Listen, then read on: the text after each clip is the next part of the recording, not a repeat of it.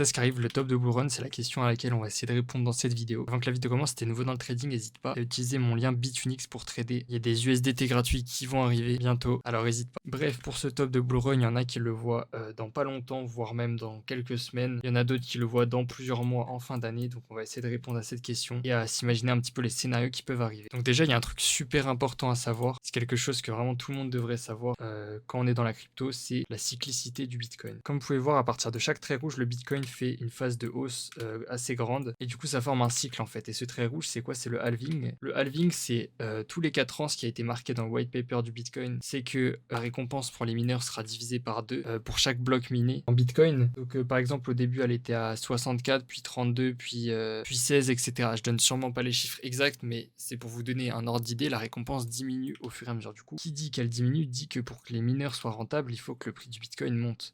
Du coup, ça amène une hausse du Bitcoin qui, à chaque fois, qui se diminue dans le temps. Vous voyez que c'est assez logarithmique et qu'actuellement, on est après ce trait rouge. Donc, on voit qu'on arrive proche d'une zone de top. Parce que vous voyez que historiquement, à chaque fois, c'est dans ces zones-là. Il ne faut pas s'attendre à ce qu'on soit dans un début de cycle. Maintenant, si on s'amuse à regarder les tops de bull run tous les 4 ans, on va pouvoir voir une date précise. Là, on peut voir que c'était le 8 novembre à peu près. Ici, on peut voir que c'était à peu près le 11 décembre 2017. Et ici, on peut voir que c'était le 2 décembre 2013. Donc, vous voyez que généralement, c'est en fin d'année, donc en novembre-décembre. Donc, en partant de ce schéma-là, on devrait pouvoir voir un top de bull run à peu près dans cette zone-là. Donc, jusque-là, je dis pas qu'on va faire un truc comme ça pour en arriver là, mais peut-être que, en tout cas, le top se formerait ici. Donc, peut-être que ça se trouve, on va faire un truc comme ça, encore bien chiant, et qu'au final, après, on va remonter, on va aller chercher la TH et qu'on va se casser la gueule, comme on l'a fait un petit peu ici au dernier cycle. Quelque chose de possible. Je dis pas que c'est quelque chose de comme ça qui va arriver, du coup, et que le top sera marqué ici. En tout cas, on sait qu'historiquement, le top arrive dans ces zones-là. On peut voir aussi au niveau de la Bitcoin dominance, c'est qu'à chaque cycle, on a une chute de cette Bitcoin dominance tous les 4 ans, du coup,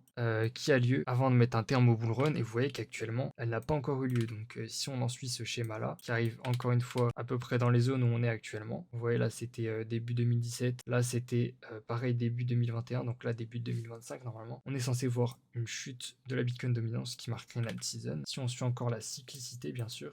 Parce que si on arrive au seul cycle depuis le début du Bitcoin qui est différent des autres, ça on n'aurait pas pu le prévoir. En tout cas, ce qu'on peut dire, c'est que ici, du coup, on est censé atteindre une chute, qu'à la fin de cette chute, on sera plus proche d'un top, du coup, et que cette chute n'a pas encore eu lieu. Cette chute peut être très rapide. Vous pouvez voir que ici, elle a duré vraiment 1 mois ou 2, donc c'est vraiment rapide. Ça n'empêche pas du tout d'avoir un top en novembre ou en décembre. On pourrait totalement faire un truc comme ça, et là, vous voyez novembre. Fin de top, fin de bull run, et ça pourrait coller ensemble. Et moi, je pense pas que la dominance du Bitcoin va augmenter indéfiniment et va chercher un niveau plus haut qu'en 2020. Simplement parce que pour moi, c'est pas possible. Les altcoins augmentent, donc il y a encore plus de chances. Donc il y a encore plus d'altcoins à acheter comparé à là où, par exemple, il y avait vraiment pas beaucoup de crypto. C'est pour ça que la dominance du Bitcoin était si haute. Vous voyez que le nombre d'altcoins a augmenté avec le temps et du coup, la dominance marquait des tops de moins en moins haut. Et vraiment, si on en suit à peu près chaque cycle, là on devrait vraiment s'approcher d'un top, sachant qu'on est en zone OTE, donc une zone de retracement qui souvent repousse le prix. Donc voilà, ça fait plusieurs éléments qui pourraient porter à croire que c'est en fin d'année 2025 qu'on aura ce top. Tout ce que je sais, c'est que du coup pour un achat spot, c'est pas forcément la meilleure des zones parce qu'on arrive vraiment proche d'un top.